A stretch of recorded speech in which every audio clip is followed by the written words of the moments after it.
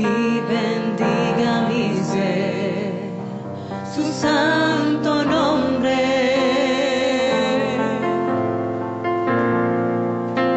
Bendice alma mía, Señor, y no olvides ninguno de sus beneficios.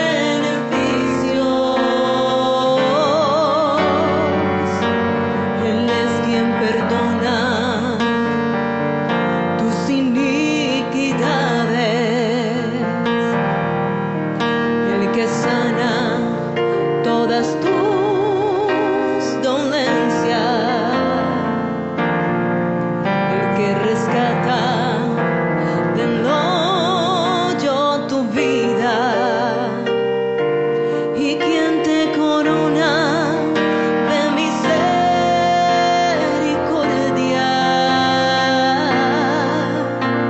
Bendice alma mía, Señor,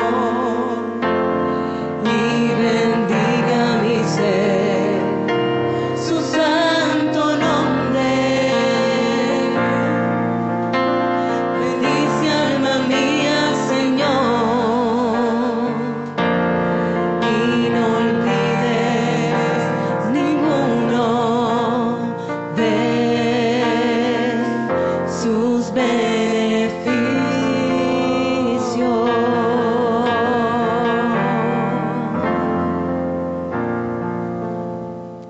Muy bien, buenos días. ¿Cómo están todos? ¿Cómo están las madres? Esperamos que disfruten su día. Muy bien, yo también estoy bien. Gracias por preguntar.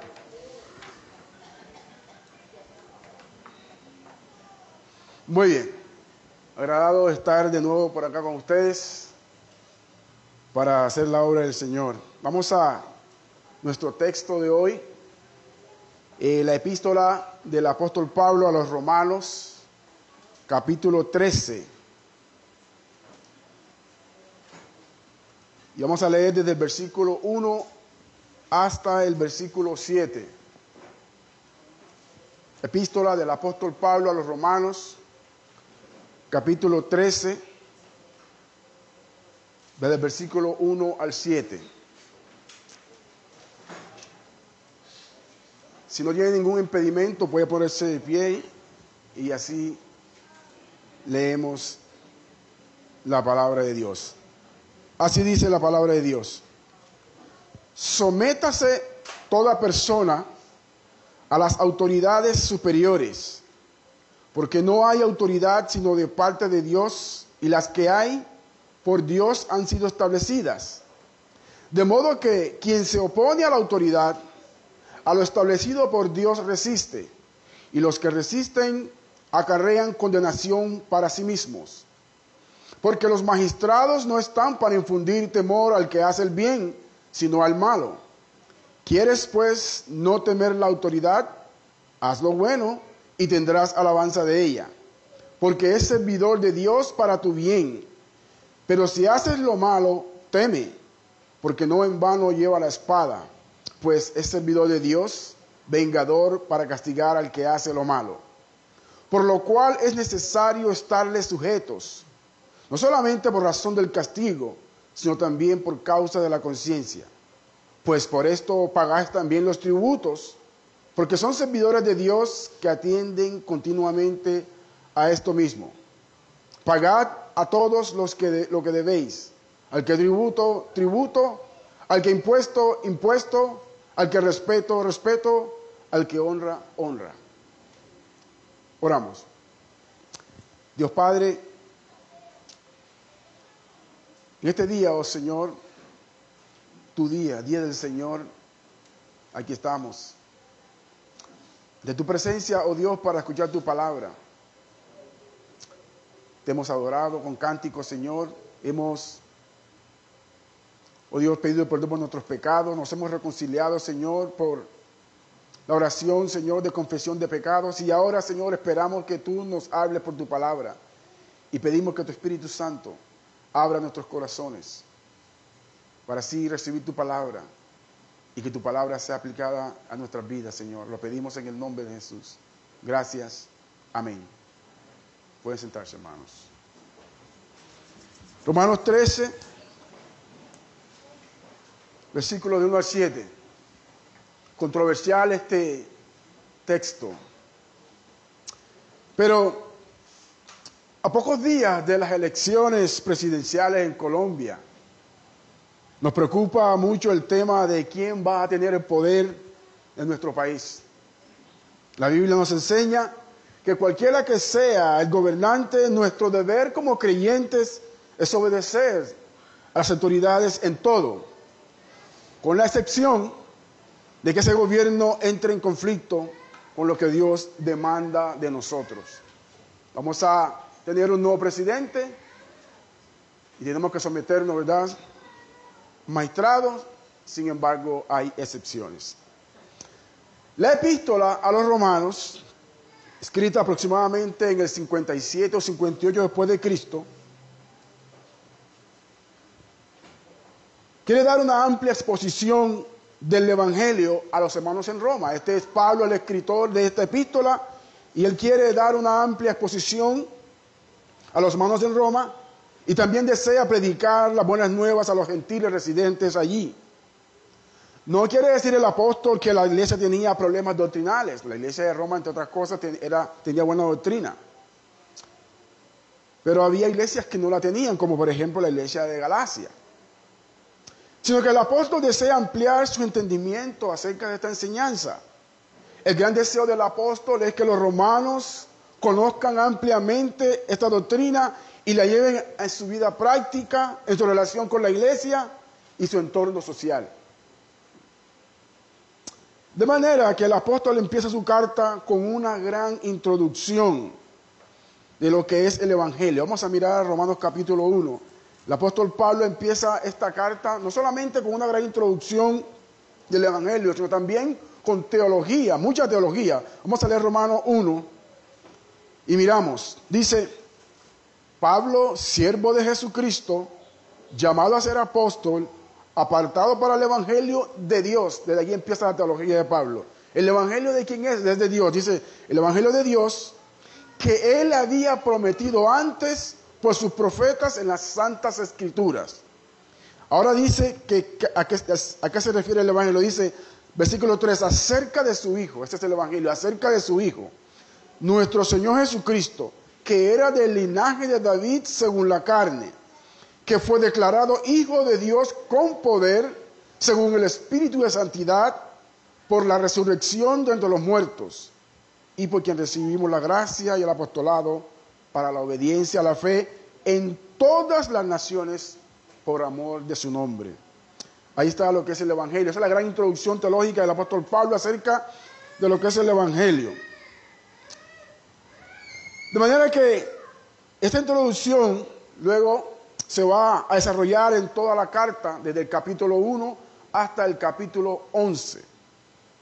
Del capítulo 1, versículo 16, hace un énfasis en lo que implica el Evangelio. Capítulo 1, versículo 16, dice el apóstol: porque no me avergüenzo del Evangelio, porque es poder de Dios para salvación a todo aquel que cree, al judío primeramente y también al griego. Porque en el Evangelio la justicia de Dios se revela por fe y para fe, como está escrito, mas el justo por la fe vivirá. De manera que el apóstol ahora hace una declaración de lo que significa el Evangelio, por qué nos avergüenza el Evangelio y lo que el Evangelio implica para todas las personas, judíos, tanto para judíos como para griegos, para los escogidos de Dios como para el resto del mundo. Y luego del versículo 18 en adelante, el apóstol empieza a demostrarnos de predicar el Evangelio. Versículo 18 dice: la ira de Dios se revela desde el cielo contra toda impiedad e injusticia de los hombres que detienen con injusticia la verdad. De ahí en adelante el apóstol va entonces a expresar lo que compete al Evangelio, lo que significa el Evangelio y cuál es la condición de los hombres, tanto judíos como griegos, delante de Dios. Luego empieza a desarrollar su teología del Evangelio, que todos somos pecadores, que estamos destituidos de la gloria de Dios, pero que también somos aceptos ante Dios por la obra de Jesucristo. Y luego termina el apóstol hablándonos acerca de la vida práctica del cristiano. Así que del capítulo 1 al capítulo 11 es una gran teología acerca de lo que implica el Evangelio, lo que implica esta fe, y luego del capítulo 12 al 16 nos da exhortaciones para vivir una vida práctica como cristianos. El capítulo 12, vamos a capítulo 12, lleva como título Deberes cristianos. Esto ya es agregado. Pero de aquí empieza entonces toda esta parte de la vida práctica del cristiano, de cómo entendemos el Evangelio y cómo vivimos a la luz de este Evangelio. Así que hay aplicaciones prácticas a los creyentes acerca de la ética cristiana.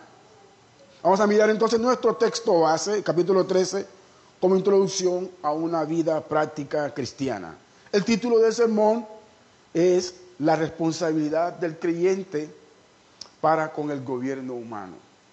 La responsabilidad del creyente para con el gobierno humano. Capítulo 13, versículo 1.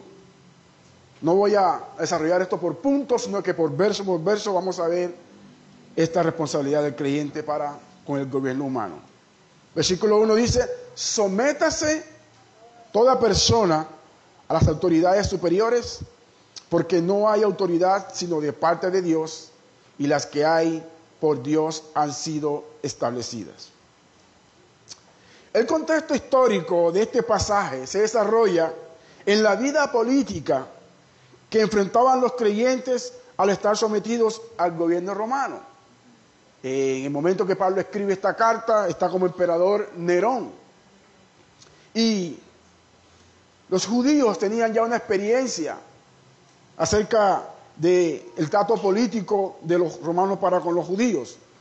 Así que Pablo insta a su audiencia a no tomar justicia por sus manos. En el capítulo 12, versículo 17, por ejemplo, dice: no paguéis a nadie mal por mal. Procurad lo bueno delante de todos los hombres. Si es posible, en cuanto dependa de vosotros, estad en paz con todos los hombres. No os venguéis vosotros mismos, amados míos, sino dejad lugar a la ira de Dios, porque escrito está: mía es la venganza, yo pagaré, dice el Señor. Así que si tu enemigo tuviere hambre, dale de comer; si tuviere sed, dale de beber, pues haciendo esto, ascuas de fuego amontonarás sobre su cabeza, le avergonzarás, básicamente. No seas vencido de lo malo, sino vence con el bien el mal. Pablo entonces insta a la audiencia a no tomar justicia por sus manos, sino dejar esto en las manos del magistrado civil, que permita que Dios sea quien juzgue. De manera que el Evangelio en cierta forma es político.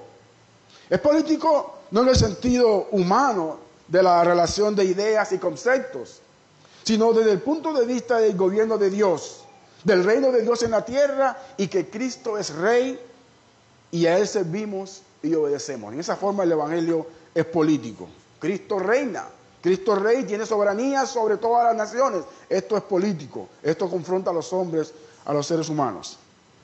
Bien, entonces el apóstol insta a los creyentes a someterse a las autoridades y dice: sométase.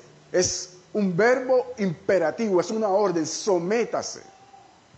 El apóstol conocía las malas experiencias que los creyentes judíos habían vivido por causa del gobierno romano. Allí en Roma había judíos creyentes, y ellos habían tenido sus experiencias políticas con Roma. Y quería asegurarse que los cristianos no entraran en conflicto y rebelión en contra de las autoridades romanas, como ya se conocía. En el libro de los Hechos, por ejemplo, vamos a mirar rápidamente, en el capítulo 5, esto es la rebelión de los judíos contra Roma por su opresión, por sus impuestos, etc. Capítulo 5, versículo 36 del libro de los Hechos dice: porque antes de estos días se levantó Teudas, diciendo que era alguien. A este se unió un número como de 400 hombres, pero él fue muerto y todos los que obedecían fueron dispersados y reducidos a nada. Rebelión de los judíos en contra del gobierno. Después de este se levantó Judas el Galileo en los días del censo y llevó en pos de sí a mucho pueblo, pero eso también él y todos los que obedecían fueron dispersados. Ya había esa experiencia de las rebeliones contra el gobierno romano. Entre otras cosas, en el capítulo 5, versículo 36, se habla de un tal Judas Galileo. Este Judas Galileo fue el fundador del grupo radical tipo violencia, tipo guerrilla, tipo sicariato llamado los Celotes. Este es un grupo antigobierno romano.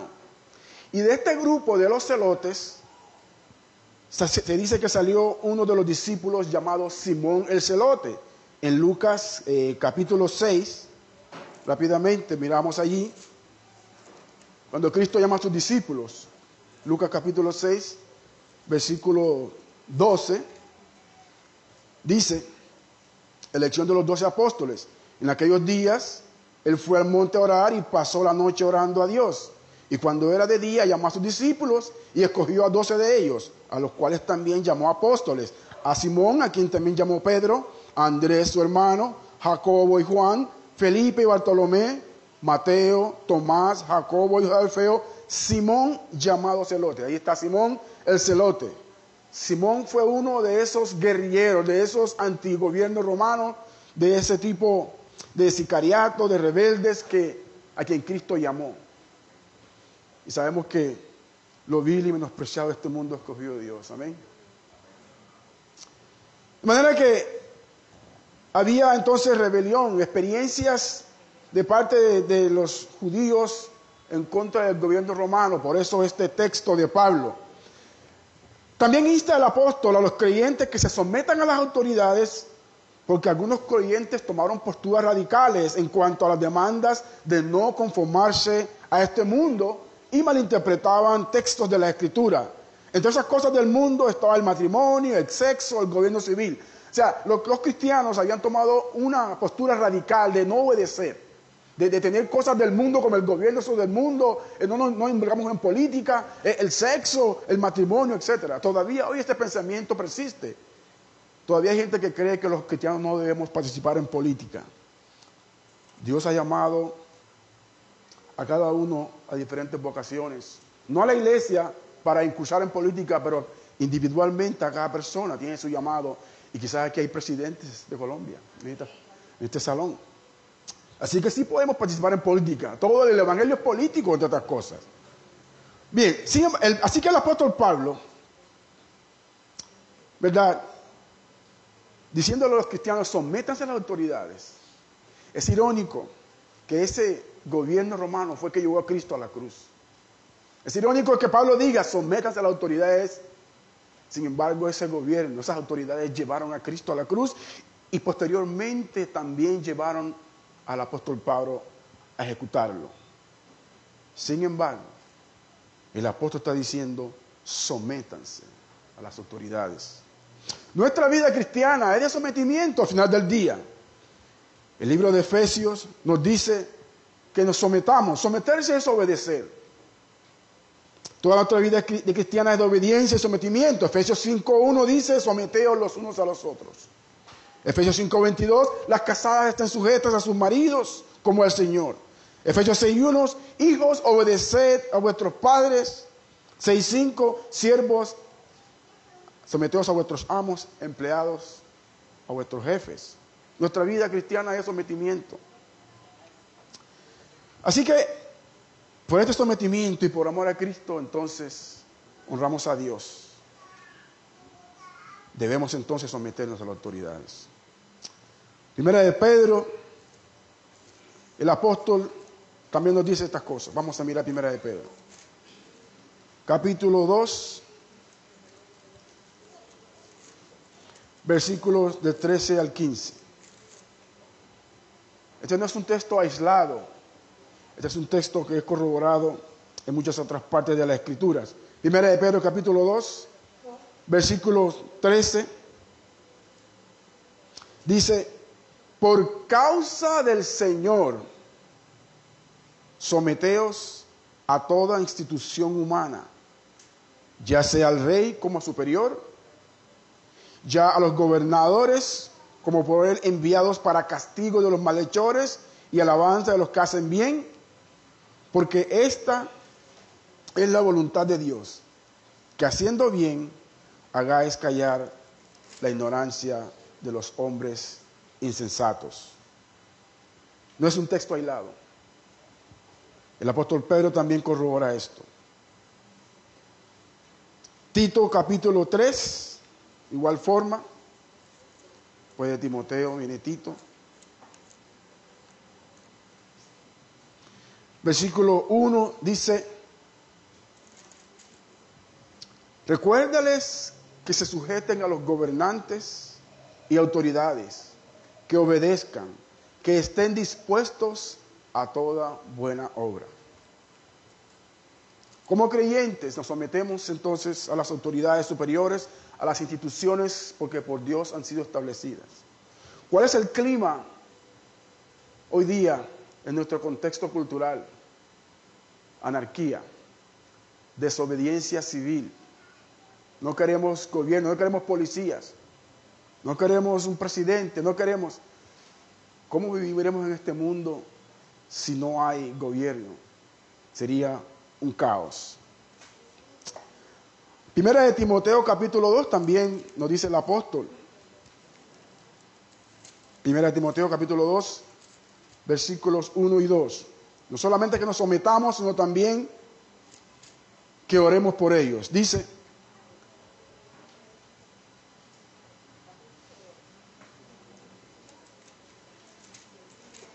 Primera de Timoteo capítulo 2.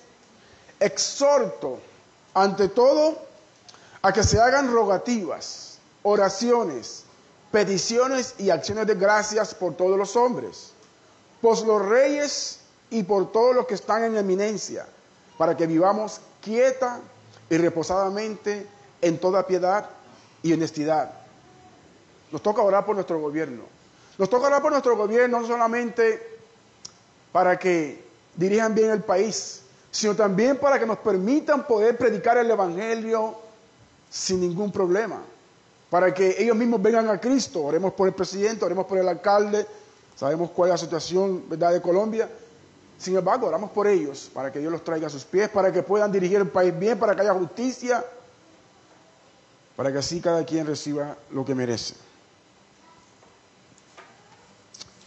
Ahora bien, ¿vamos a obedecer ciegamente a las autoridades? ¿Hay excepciones al sometimiento a estas autoridades? Claro que sí hay excepciones. No podemos obedecer tampoco ciegamente. Entonces, ¿en qué caso entonces hay desobediencia civil de parte nuestra? Bueno, cuando este gobierno nos manda que hagamos algo que va en contra de lo que Dios demanda, o que demanden algo que Dios prohíba. Allí desobedecemos. Y con eso vemos casos en la Escritura. Por ejemplo, vamos a Éxodo, capítulo 1. Recuerden el caso de las parteras, cuando el faraón, el rey, decía que los niños deberían morir, que las niñas deberían nacer.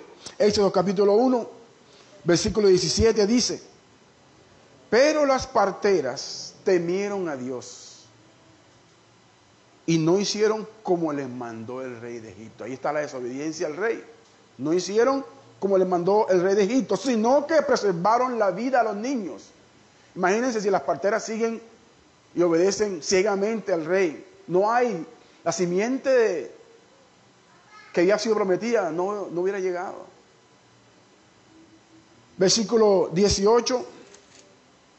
El rey de Egipto hizo llamar a las parteras y le dijo: ¿por qué habéis hecho esto? ¿Qué habéis preservado la vida a los niños? Desobediencia, porque el mandato es preservar la vida. Amén. En este caso, a los niños, y ahí nació un gran líder que fue Moisés. Daniel, capítulo 3, versículo 16.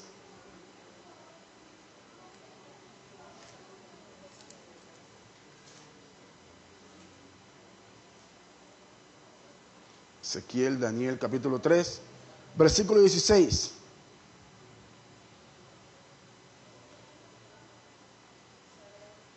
Sadrach, Mesach y Abednego respondieron al rey: Nabucodonosor, diciendo: no es necesario que te respondamos sobre este asunto. He aquí nuestro Dios, a quien servimos, puede librarnos del horno de fuego ardiendo, y de tu mano, oh rey, nos librará. Y si no, sepas, oh rey, que no serviremos a tus dioses, ni tampoco adoraremos la estatua que has levantado.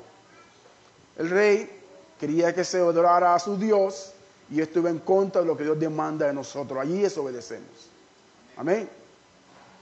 Hay un solo Dios y un solo mediador entre Dios y los hombres, Jesucristo hombre. Nuestro Dios nos dice en el libro de Éxodo capítulo 20: yo soy Jehová tu Dios, fuerte, celoso, que visito la maldad de los padres hasta los hijos y la tercera y cuarta generación de los que me aborrecen.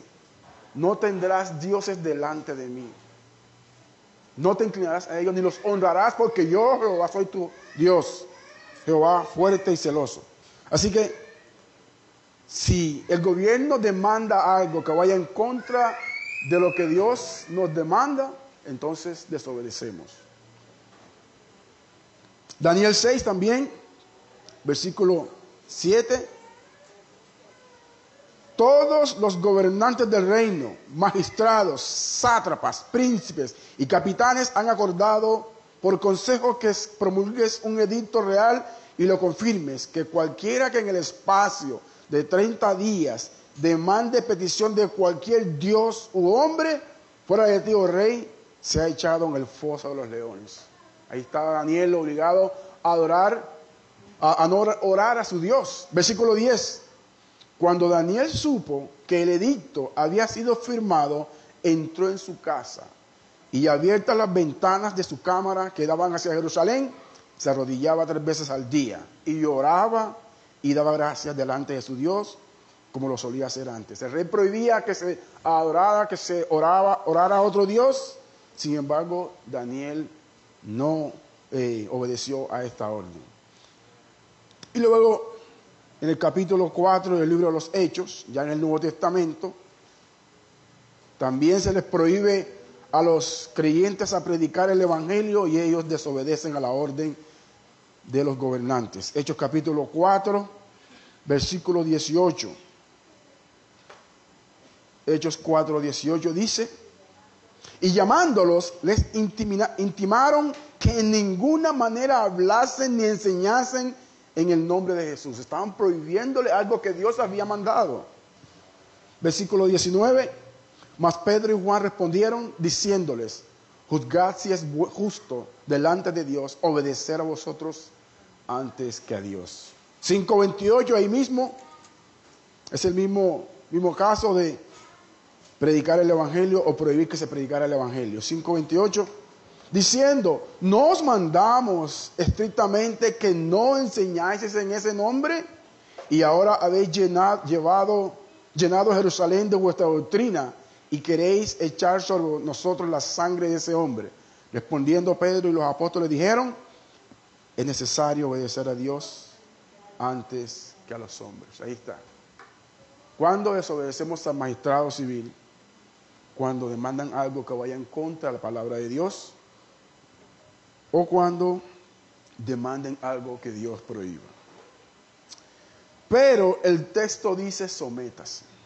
Sométase a toda persona a las autoridades superiores.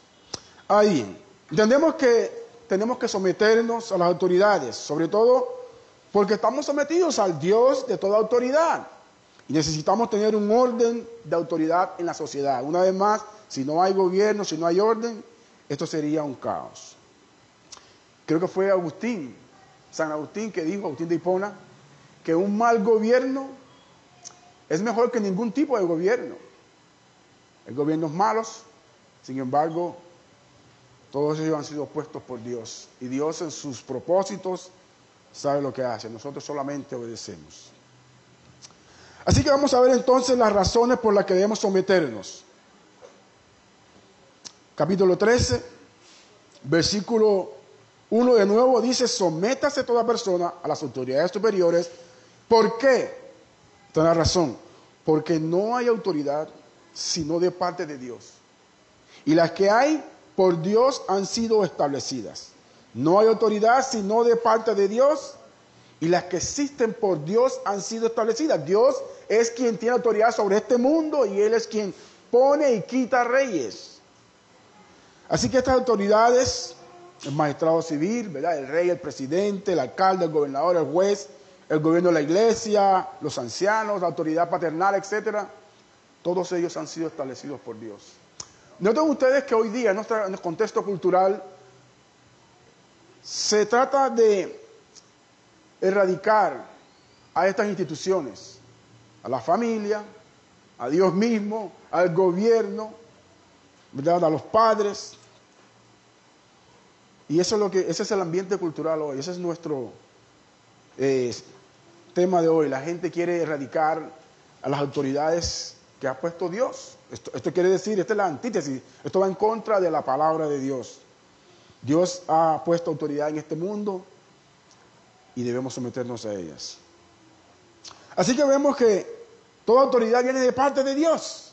El Señor Jesucristo nos demuestra de dónde viene su autoridad. Mateo 28, toda autoridad me es dada en el cielo y en la tierra. Su autoridad le fue dada ¿por quién? Por el Padre. En cuanto al juicio de Cristo, en Juan 19, vemos que Pilato dice que tiene autoridad sobre Cristo. ¿Y qué le responde el Señor? Juan 19, versículo 10. Juan el Evangelista. Dice, entonces le dijo Pilato, ¿a mí no me hablas? ¿No sabes que tengo autoridad para crucificarte y que tengo autoridad para soltarte? Respondió Jesús, ninguna autoridad tendrías contra mí si no te fuese dada de arriba, no del techo, de los cielos. Por tanto, el que a ti me ha entregado mayor pecado tiene. La autoridad que Pilato tenía venía de parte de Dios. Pilato estaba juzgando a Dios. Qué locura. Así que ahí estaba Cristo diciéndole, tú no tienes autoridad sino de parte mía.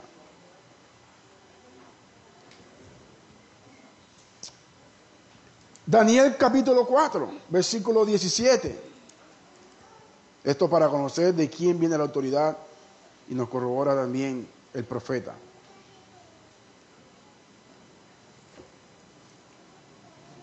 Ezequiel, Daniel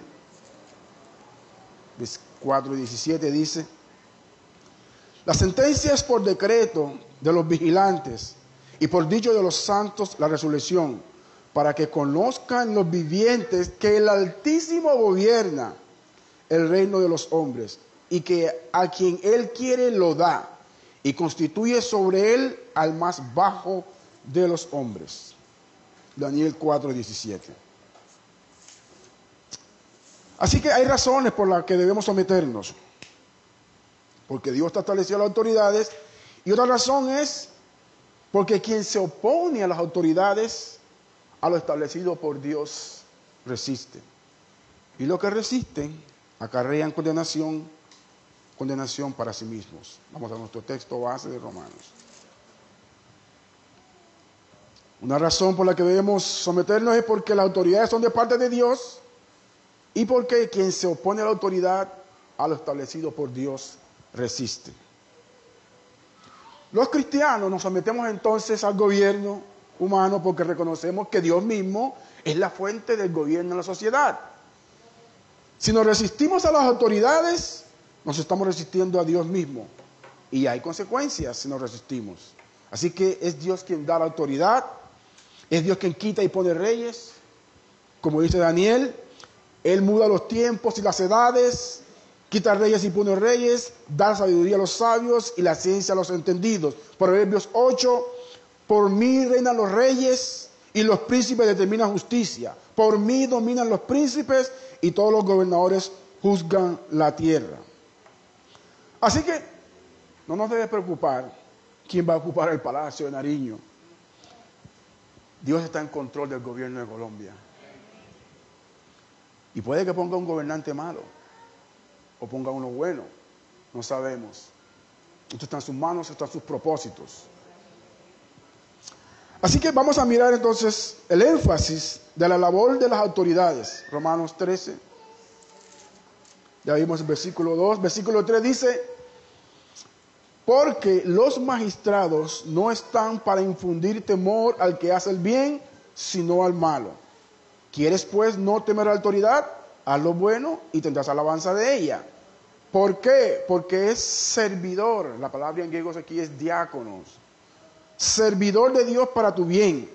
Pero si haces lo malo, teme, porque no en vano lleva la espada, pues es servidor otra vez de Dios, vengador para castigar al que hace lo malo.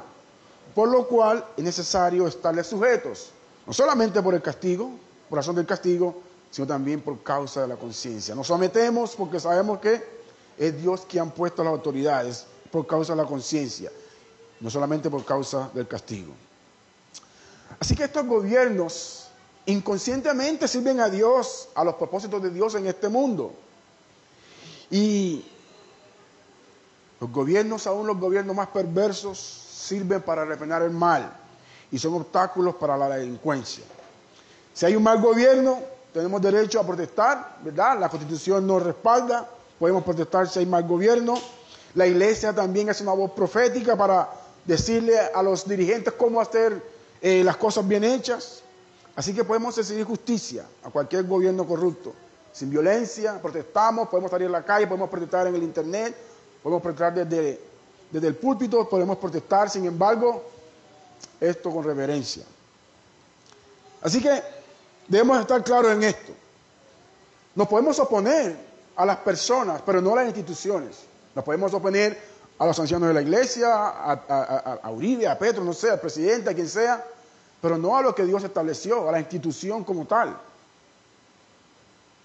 Así que si no nos sometemos, seremos castigados, sea por las autoridades terrenales o sea por nuestro Dios mismo.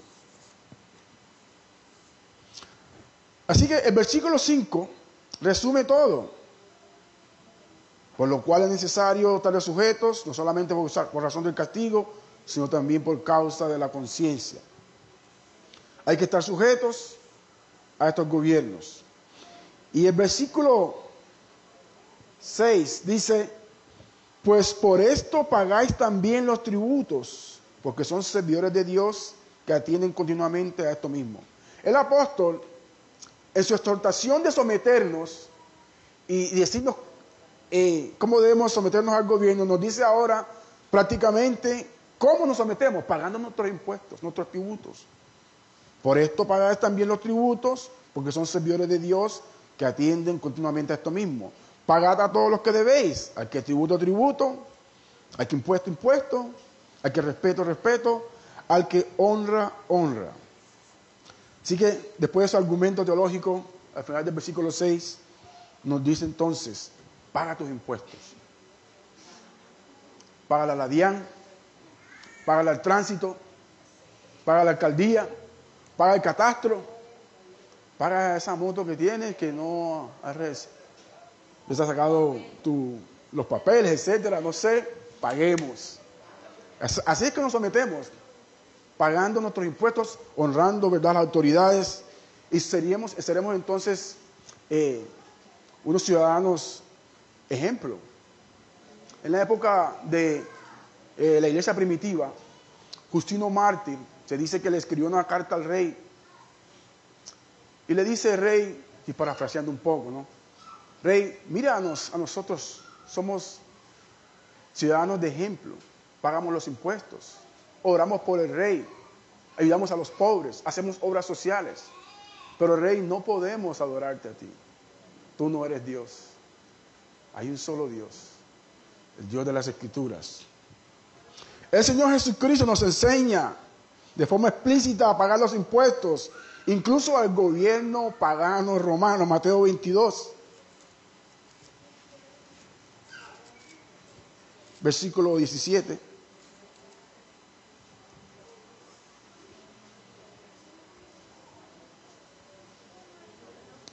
Versículo 17, Mateo 22, 17. Dinos, pues, ¿qué te parece? ¿Es lícito dar tributo a César o no?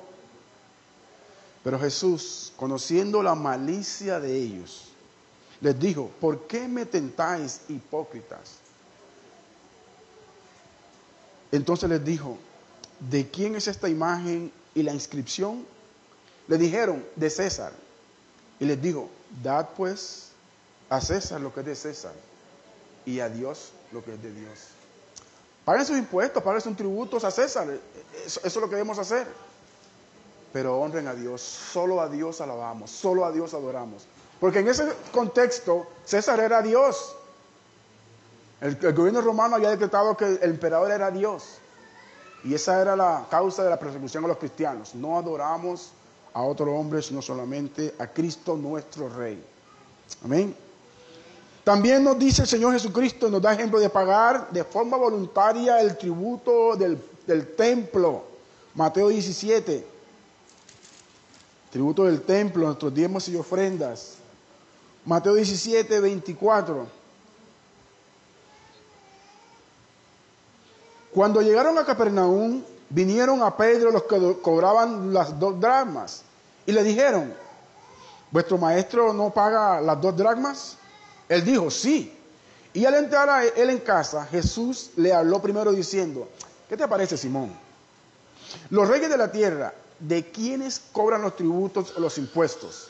¿De sus hijos o de los extraños? Pero le respondió, de los extraños. Jesús le dijo, luego los hijos están exentos. Sin embargo, para no ofenderles, ve al mar, el Dios Todopoderoso, Jesús como Dios, ve al mar y echa el anzuelo. Y el primer pez que saques, tómalo. Y al abrirle la boca, hallarás un testatero. Tómalo y dáselo por mí y por ti. Cristo estaba exento de los impuestos, Él es hijo de Dios. Sin embargo, para no ofender, ¿verdad?, a los del templo, dijo, ahí están los impuestos. Cristo nos da ejemplo entonces de someternos, de pagar nuestros impuestos. Así que de esta forma se nos recuerda que debemos pagar a todas las autoridades civiles lo que les corresponde. Ya lo hemos dicho, a la gobernación, a la alcaldía, a la DIAN, a la iglesia, etc. Concluimos. ¿Cómo te estás sometiendo a las autoridades superiores? ¿Les estás resistiendo? ¿Cómo les obedeces? ¿Pagas tus impuestos? ¿Sabes que si no pagas, que si resistes, vendrá entonces juicio de parte de Dios? Nuestro Señor Jesucristo se sometió, se humilló hasta lo sumo en toda obediencia a Dios, para así hacernos aceptos ante nuestro Padre Celestial. Y después de humillarse en obediencia, Dios le exaltó y le dio un nombre que es sobre todo nombre, para que por su obediencia y su exaltación, tú y yo podamos ser librados de la ira que viene para este mundo. Seamos obedientes en todo de lo que Dios demanda de nosotros. Amén. Oremos a Dios. Padre, queremos darte gracias, Señor, porque tu palabra, oh Dios, nos exhorta. Tu palabra también nos conforta, oh Dios. Aunque hay dificultades en este mundo, hay gobiernos malos, sin embargo, son tus propósitos sobre esta tierra. Tú eres más sabio que nosotros, Señor. Gracias por tu bondad. Gracias por Cristo nuestro Señor. Amén.